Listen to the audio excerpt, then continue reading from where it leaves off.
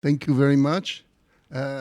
Inside of the COGI, it's a pleasure to have you together. 2 years ago, we met in Yash in the same forum or similar forum. And the forum is really to debate and talk about controversial things in IVF, and there are many. So you said you are not doing IVF, but you are interested. It's good that you're interested because there are many, many questions and unsolved. We are 40 years later, and still there are many things we don't know. We have working theories, but not facts. And this is actually what COGI does all the time, trying to retest all the questions that we have. So it's a pleasure for me to be part of this. It's a pleasure for COGI organization to be part of the Forum Spring and with the Hungarian Society to bring you what we know, the latest. And I think there is a group of fantastic speakers who goes with their guitar and sing the same song in many forums, but these songs has actually becoming every time better because we understand better the issues, the question, and where we have to go. So this is what I have to say in terms of COGI, and I think because of the time, we go directly to talks, with your permission. And the first talk is about poor responders. I don't know which one I hold. This one, or that one? Do I put this one? I hold it. Yes, please. I don't lose it. And this one goes up and down, Up and there is a marker here. No? Oh, okay. So whatever. No markers, right? But yeah, yes, you This is- press long. Oh, good. Even colored. Okay. So, this is the question. And in this talk and in the next talk, I am a little bit party destroyers because people would think that there is a solution for poor ovarian reserve. And I'm following this issue closely for 40 years now, or whatever, 38 years. And I ask 4 decades later, do we have any progress? Do we have any things different that we do with poor responders? And you'll see that there is very little. I don't want to ruin it, but let's go for the fact first and see where is the problem. The problem stays that poor responders have few follicles, and all the rest is search from that, the levels of FSH, the dropping of AMH level, and so on. So you have less follicles in the ovary. You cannot expect much, actually. And we know other facts that the fertility drops with age. The best time is 20 to 30, maybe even 35. But at 40, we are really down, down, down. And this is a fact of nature that is not by mistake. Nature doesn't want you to deliver 5 to 10 years before menopause, because you have to rear the baby for 5, 10 years to bring him to a capability that without his parents, he can still move forward in this world. So nature is purposely ruining our capability, and most women are not fertile 5 to 10 years before, and it's different in different women, 5 to 10 years before menopause. And if there is a pregnancy during menopause, after menopause, or before menopause, you all heard about, this is a mistake of nature, or maybe a last-minute call for correction for a certain person, but not for the whole, species. So this is for one. And second is that there is a drop in oocyte quality with the age. And this is very important to see this slide because you see that in every given age, the difference between the top 3% or the best, those with many follicles, and those with the bottom is 100 folds.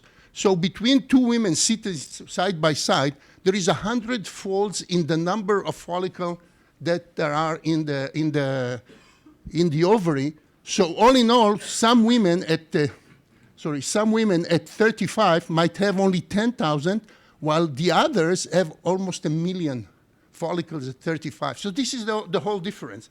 And once you go from this difference, if you select your patient, okay, you might get better results. If you don't select, you get worse results.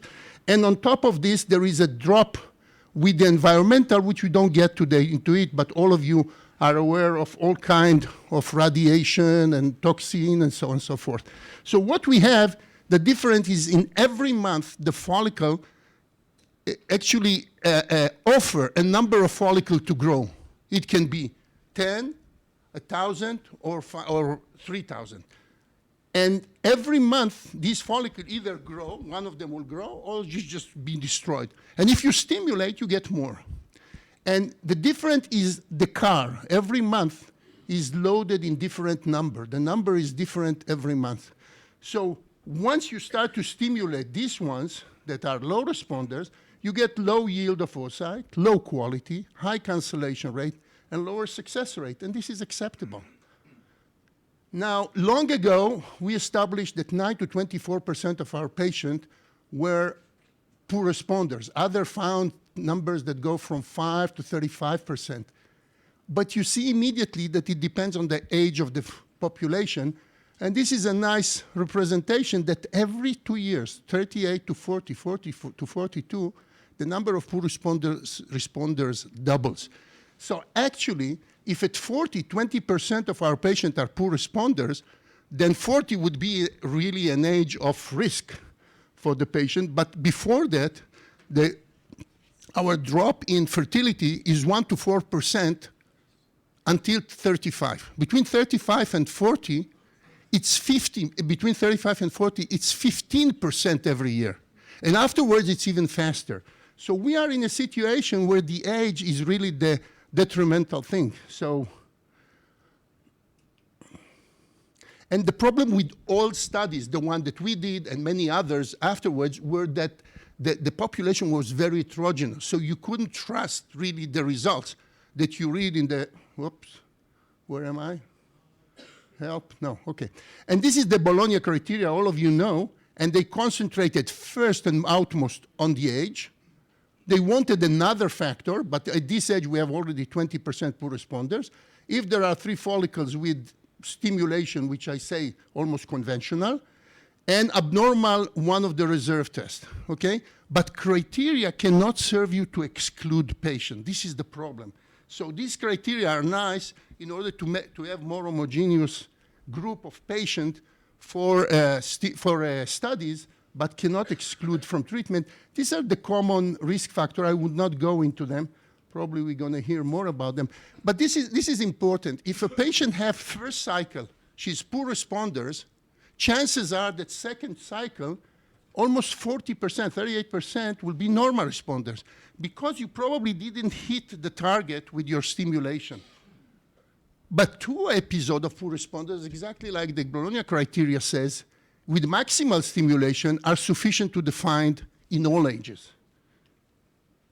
And this is the picture of if you get in the first cycle 1, 2, 3, 4, 5, 6 to 8 oocyte, the next cycle, in the next cycle, the number would be close to that.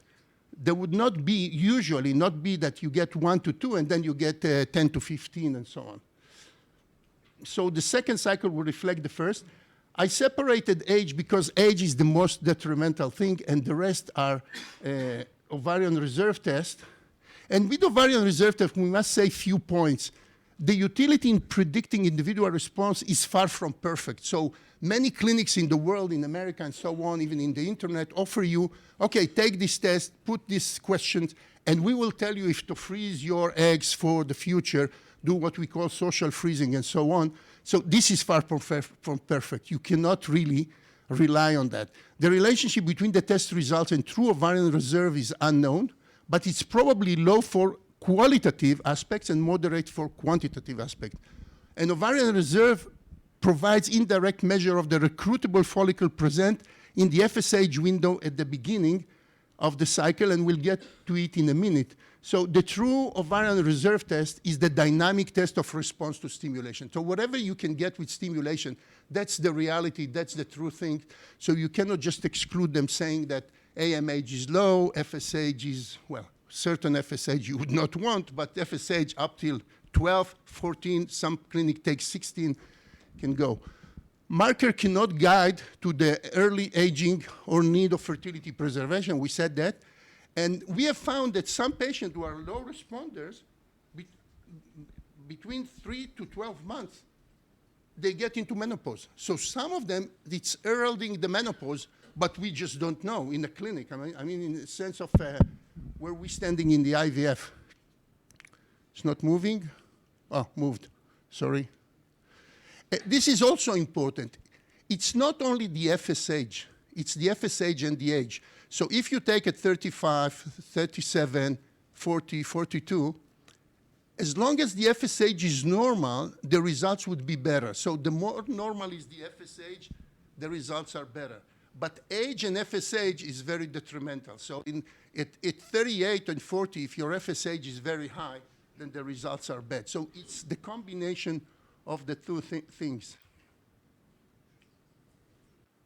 Okay, so what about treatments?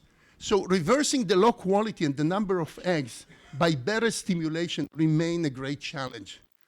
And we want to reach it, but I'm not sure we have ever reached it. Treatment can slightly modify the number of oocytes collected by widening the window of pickup. So if we use antagonist, agonist, even clomiphene citrate, you get a larger window, so you can pick up eggs that are 16 and eggs that are 22. So together, you have a larger window. So these follicles that appear infrequently, now you collect them together and under the same window. So there you have more follicle. But it's not really your stimulation that does that, but the kind of stimulation that allows you to prevent LH and get all these eggs together. If I have to summarize what I'll say in the next 3-4 slides, is all reviews and meta-analysis agree that there is insufficient evidence for the benefit of almost all particular intervention to improve treatment outcome. So I could summarize with that, but I will go further and show you at least this point is important in my view to understand. I think that variability from cycle to cycle within the same patient, the number of follicles that she offered in that specific cycle is what makes the difference. So you might be wrong in entering on March, but in April, in the successive month, she might be perfect. So this explains why people who do successive stimulation might get better results in successive.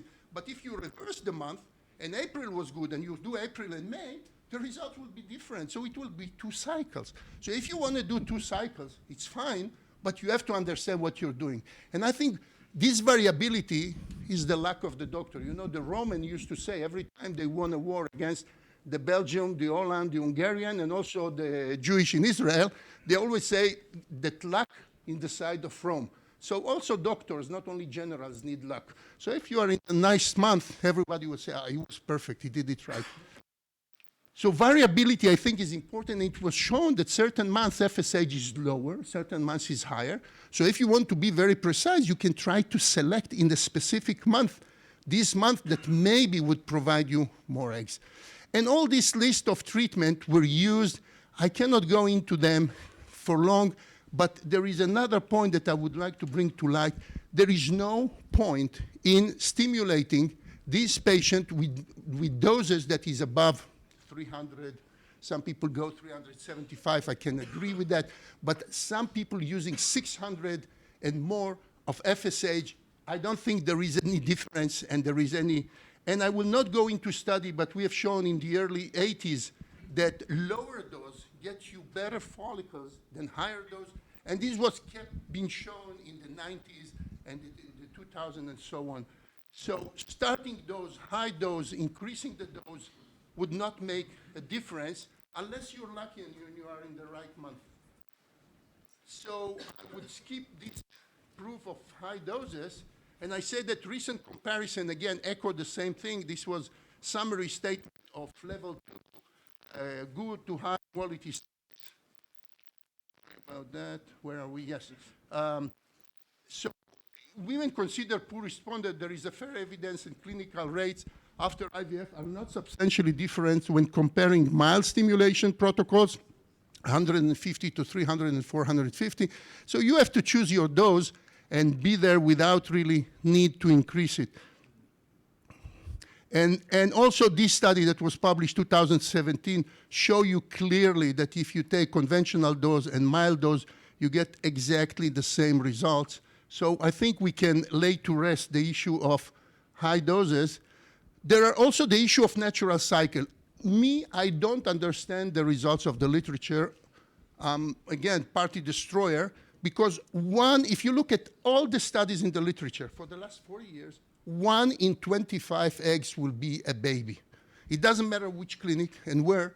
Well, some of them will have 1 in 30 or 35, and some of them will have 1 in 20. but the difference is between 3% and 5%. So people take natural cycle, getting one egg, and getting results of 18% pregnancy per patient or 29 per patient and so on. This is the literature. I think it has a merit to do a natural cycle, but I think the results are exaggerated in the literature. When we tried it to older women, like 42 and so on, we never got above 5%. So I don't think it's an issue. The clinician has to decide. The other thing is the androgens, and there are some studies like testosterone that if you look at meta-analysis, and in the next talk I'll tell you what my summary about meta-analysis, so you get 15% increase in pregnancy rate. So it's a very small increase, but it is an increase. This by using testosterone. About DAGA, there are some vocal in New York, but others did not find the same results. Some say it works, some say it doesn't work. It remains within the prerogative of the physician if you'd like to use it or not.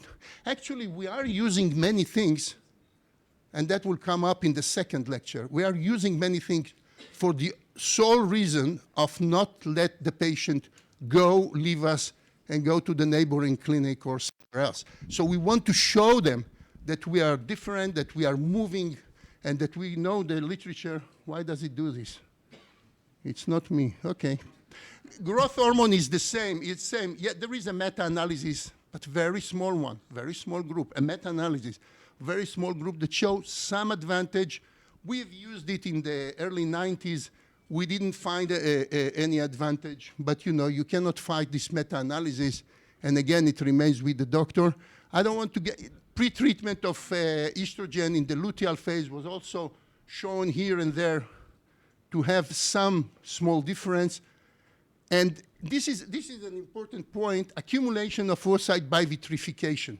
If you go through this very elegant study by Cobo, at the end, if you summarize the cycle, the control were 588 cycle, and the study group was 242, frozen in 2 cycles, and then inseminated in the same cycle, and there were difference in the cumulative live birth rate of almost double. However, in the control group, 75% dropped out in fresh group. So it's like almost comparing 2 cycles to 1 cycle. So if they dropped in the first cycle, so you had 1 cycle which was not good, and the second which was good. And where are we here? And successive stimulation. I think this is my last slide, and I would like to take you through it very quickly. In patients that are above 40, they randomize them, and they check what is the cumulative pregnancy rate. And they found that clomiphene and IUI, 21% FSH, and IUI 17%, and IVF gave you 50% cumulative pregnancy rate. So the conclusion of this, in my view, and that's what we are doing in our country, and that women who are above 40 or even 39 should go directly to IVF, because the most important thing for them is the time, the months that are passing month after month. So if you take them direct to IVF, you do a better service. And I think this study helps you explain this, because you can take them through IUI, clomiphene, but they need IVF, because in IVF, every month counts. So, ladies and gentlemen, I'll summarize it that heterogeneity of the group prevents good comparison of poor responders. However, more uniform definition is an obstacle to recruit enough patients in a single center. Very high dose FSH are probably ineffective and are not needed. Natural cycle, transdermal, growth hormone, DAGA should be further studied for merits. It's still one. Variability might be more important than stimulation protocol. Early follicular phase, AFC, FSH can help picking the best cycle.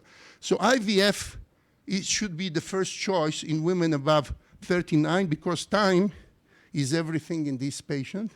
And with that, I leave you with invitation to come to COGI in Paris. I don't need to introduce Paris. CNN and the hotel is introducing it, but COGI will be a place to listen to more controversial topics. So thank you very much.